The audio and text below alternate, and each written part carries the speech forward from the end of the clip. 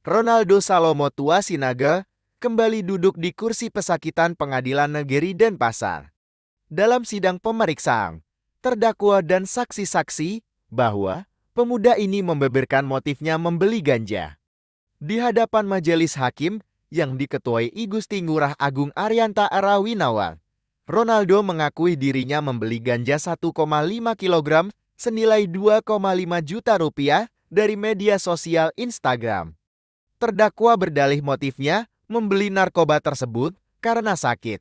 Namun, sakit yang dimaksud adalah susah tidur dan tidak nafsu makan.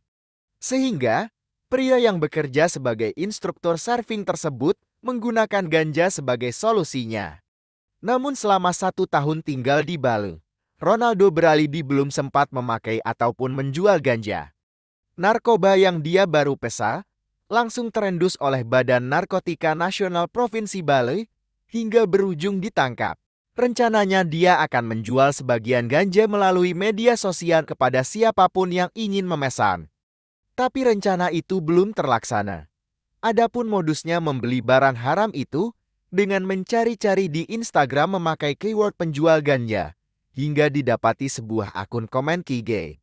Apes baginya, ketika hendak mengambil paket ganja yang dipesan Ronaldo langsung ditangkap di Legian Kuta, dan ini pertama kalinya ia berurusan dengan hukum, karena sebelumnya belum pernah dihukum.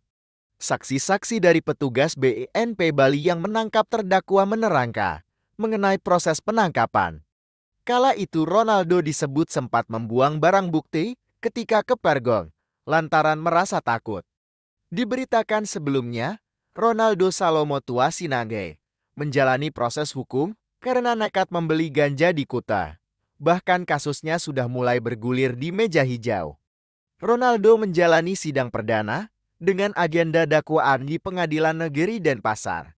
Jaksa Penuntut Umum Kejaksaan Negeri Badung Iketut Yasam mendakwa pemuda asal Pematang Siantar, Sumatera Utara ini dengan dakwaan ke-1 pasal 114 ayat 2 Undang-Undang Republik Indonesia Nomor 35 Tahun 2009 tentang narkotika. Selain itu, dakwaan kedua pasal 111 ayat 2 Undang-Undang Republik Indonesia Nomor 35 Tahun 2009 tentang narkotika.